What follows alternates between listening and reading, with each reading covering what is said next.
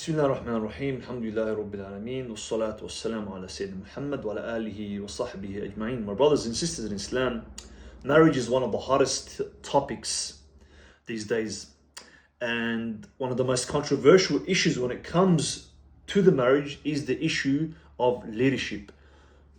Basically and literally, who is the boss in the marriage? Is it really the man? Is it the wife? Are they just as important as each other and it's a co-leadership and they have just as much input and influence as each other? And this issue is causing a lot of problems amongst our modern Muslim marriages, amongst our youth.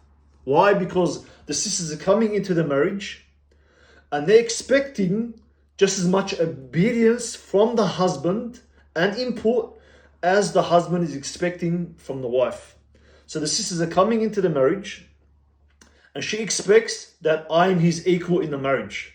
So I can demand just as much as him. So when the sisters are in the marriage, they expect that the husband cannot control me. He cannot limit my activities, that I can do as I please. I can go where I want. He can't tell me who to hang around with. He can't tell me how to dress. He can't tell me what's inappropriate. He can't tell me what work I want to work, where I work, and so on and so forth. And they are demanding just as much from the husband in the household duties as they are doing themselves. So they expect to split. In extreme cases, the sisters want to split the household duties, the washing, the cleaning, the dishes, the kids, the nappies, and so on and so forth. So this is what is happening in our marriages, and this is causing an enormous clash. The enormous problems are resulting out of this. And unfortunately, this modern narrative of how a marriage is being influenced by the non-Muslim societies that we live in. Why? Because they are influenced by liberal, secular, feminist ideas.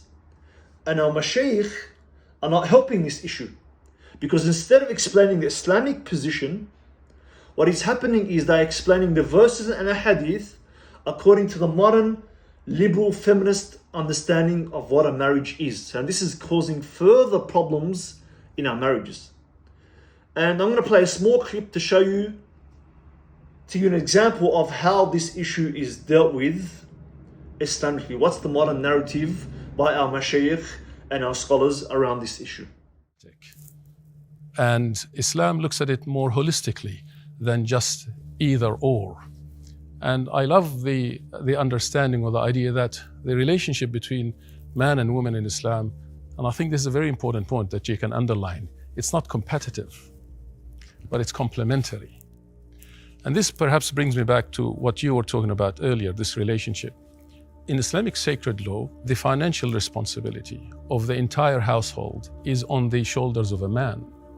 And therefore, when we speak about a man has the responsibility or a degree above a woman, it's a degree of responsibility, not preference.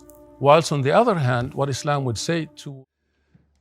So we see, this is the common narrative that is given by our mashayikh. When it comes to the issue of leadership and this verse that is used for this discussion, the main verse, where Allah subhanahu wa ta'ala says, الرجال قوامون على النساء بما فضل الله بعضهم على بعض. In Surah An-Nisa, Allah says, الرجال men are قوامون, over women. And Allah has given one, preferred one, a degree over the other. The Shaykh says, look, this degree is just a degree of financial responsibility, which technically is true. But is that all that it means? And he says, look, when it comes to the marriage, it's not a competition. They're both complementary to each other. All right, so it's not one ruling over the other. No, they're both complementary. And you hear many, many other words used, that it's a co-leadership, co-partnership, consultation. They're both part of the decision-making process, and many, many other words when it comes to this issue. This is the modern narrative that is given. That it's just the degree is just financial responsibility, and the marriage is a co-partnership, and they're complementary to each other. So now we ask, is this actually the Islamic model? Is this actually, when Allah says الرجال قوامون على النساء, is this the proper explanation of this verse?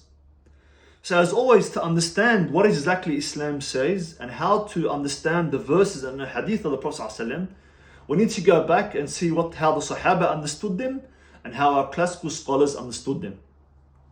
So to understand this verse, we need to go into the tafsir. And one of the most famous tafsir that is used by everyone is the tafsir of the famous scholar At-Tabari. So At-Tabari in Surah An-Nisa, what does he say about this verse that الرجال قوامون على النساء? So if you look in his tafsir, he gives a chain of narration from Ibn Abbas, the famous companion, Abdullah ibn Abbas. He says that الرجال قوامون على النساء, he says يعني, this means umara. He says قوامون, upon women, it means umara, it means they are the leaders. He says عليها أن تطيعه فيما أمرها الله من طاعته. He said it is incumbent upon her to obey him in that which Allah subhanahu wa ta'ala ordered her from his obedience.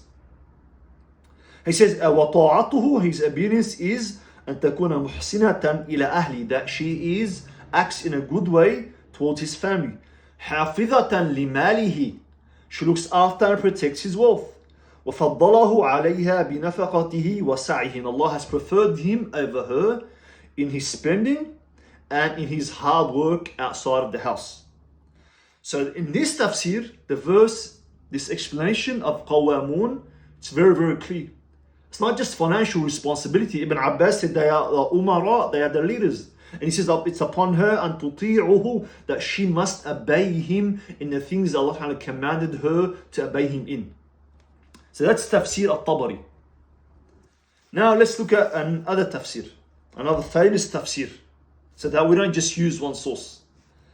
Now we use tafsir Ibn Kathir, again one of the most famous tafsir books that the Muslims use.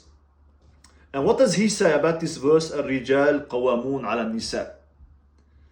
He says, meaning the man is responsible for the woman, and he is her maintainer, caretaker, and leader who disciplines her if she deviates. Again, Ibn Kathir says, it's not just maintaining financial responsibility, looking after. He said he is the leader, and he disciplines her if she deviates. He is in charge. And he said, بِمَا فَضَّلَ اللَّهُ بَعْضَهُمْ عَلَى بَعْضٍ, because Allah has made one of them to excel the other. He said, meaning because men excel over women and are better than them for certain tasks. This is why prophethood was exclusive of men, as well as other important positions of leadership. And he gives a hadith here. Prophet ﷺ said, people who appoint a woman to be their leader will never achieve success. He says, Al-Bukhari recorded this hadith. It says, such is the case with appointing women as judges or in other positions of leadership. So he even goes even further, and he says that not only is the man the leader in the household, in all positions of society, from Khalifa to the governors, to the judges, the position of leadership is given to men. This is the structure of society. So brothers and sisters, we see from these two main tafsir books, the famous tafsir books, that they are very clear on this issue when it comes to this verse, الرجال قوامون على النساء, that men are قوامون. It's not just financial responsibility, it's just not looking after, but the man is the leader and the woman has to obey the husband. This is very, very clear. There's no difference of opinion on this issue amongst our classical scholars and amongst the companions. And how does this obedience work? Naturally, you're going to ask, okay, do I have to obey? Does the woman have to obey in every single issue? Now, the scholars spoken about a few things, three main areas, where the wife doesn't have to obey the husband. So they said, first of all, if he stops you from doing something Allah commands or orders you to do something Allah prohibited, then you don't obey him in this. There's no obedience. And this is from the hadith of Prophet ﷺ when he said that there is no obedience of the creation when it comes to the disobedience of the Creator. So that issue is very clear. He wants you to do something haram or give up a farad, then you don't have to obey. The second issue is they said when he expects something from you that you're physically incapable of doing. So you're overwhelmed with housework, you're overwhelmed with looking after the children, and it's become physically impossible to do that, then it's incumbent upon him, and you can demand and ask for him to get you a helper, or he helps you. But if you're physically incapable of doing something, then you don't have to obey. Because Allah subhanahu wa ta'ala says, لا يكلف الله نفسا إلا وسعها. Allah does not burden a soul beyond its capability. So that's the second area. The third area is if he asks you to do something beyond your duties, outside of your role. And what's your role? Is to be a mother, look after your children, and it's to be a wife, look after your husband, and to meet his needs and his satisfaction. So if he asks you something beyond those duties, then you don't have to obey. So these are the three areas where the woman doesn't have to obey the husband. In everything else, the woman has to obey the husband. He is the leader of the marriage. It's not a co-leadership. It's not a co-partnership. But the man is in charge and the wife has to. So my dear sister in Islam, the Islamic hukum, the Islamic rule is very, very clear on this issue. There's no difference of opinion. There's no ambiguity. The man is in charge of the household. He is the leader. You have to obey him. So my dear sister, when it comes to the issues of the household, he is in charge. If he asks you, I don't want you to leave the house at a certain time, you have to obey him. If he asks you, I don't want you to hang around with these friends because they're a bad influence or I don't like them, you have to obey him. If he tells you you can't work, then you have to obey him. If he asks you that there's certain things I don't want you spending money on, or I don't want you to spend more money than a certain amount, you have to obey him. Obviously the household things that you need for you and your children, that's mandatory upon him to provide you with the things that you need. But beyond that, whatever you spend, if he tells you don't spend more than the necessary things, then my dear sister, you have to obey him. He's in charge. My dear sister, you can't demand of him that I want you to share in the household, that I want you to do half the duties of the housework and the dishes and the children and the nappies. He doesn't have to obey you. He doesn't have to listen to you in these issues, my dear sister in Islam. So my brothers and sisters in Islam, the Islamic hukum is very, very clear. Now there's a lot more details obviously that can be gotten into, and it's beyond the scope of this short video. But in general, in Islam, the leadership, the obedience is to the husband. Now in saying that, Allah subhanahu wa ta'ala and the Prophet commanded the husband to be the best to your family, to be charitable on your family, to spend on your family, to be generous towards them, to be easygoing upon them, to not oppress them, to not be too demanding. Yes, absolutely.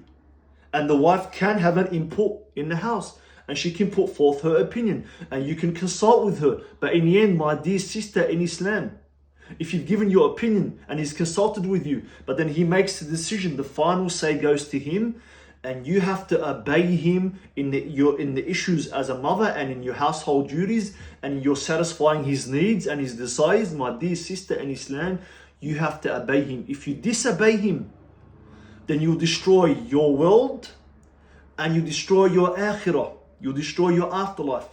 Because in the end, this is not something that the men are demanding. This is something your creator, subhanahu wa ta'ala, revealed to us in the Quran and the Sunnah, that the wife has to be obedient to the husband. So you're obedient to him because Allah commanded it. When you're obedient to your husband, this is your worship of your creator, subhanahu wa ta'ala, and this will earn you success in this world and in the hereafter. So brothers and sisters in Islam, this issue is not really very controversial. And unfortunately, the modern mashayikh and the modern callers to Islam, they've been diluting Islam with feminist and liberalist secularist ideas, incorporating them into the verses in the hadith and giving interpretations that are not from Islam. Why? Because everybody's scared when it comes to this topic. This topic is so controversial that if you dare to say that the husband is in charge, and Islam says that the husband has his right, and Islam says that the woman has to be obedient to the husband, and this is her ticket to Jannah, there is an enormous backlash. You're accused of being anti-feminist, that you're against equality between the woman and the man. You're saying the man is better than the woman, and you're being misogynist and backward and barbaric and patriarchal, and all these terms get thrown around. So unfortunately, our mashayikh and our callers need to speak the truth and do not fear the blame of the blamers, but say the Islamic hukum regardless of the backlash. This is not because this is what the men want, but this is the hukum of Allah subhanahu wa ta'ala. And as men and in women, in the end, we are obedient to our creator and obedient to the rules of our creator subhanahu wa ta'ala. So brothers and sisters in Islam, when it comes to the household, the structure of the household, the leadership in Islam belongs to the husband. The obedience in Islam belongs to the husband. And Allah has preferred the husband over the wife in this area. And this is the Islamic model for a successful marriage, bi-idhnillah subhanahu wa ta'ala. So brothers and sisters in Islam, Please, if you like the video, please hit the subscribe button. Please support the channel, so in future, inshallah, I'll continue to make more videos on various topics to make the Islamic ruling clear on these discussions, bi'idhnillah.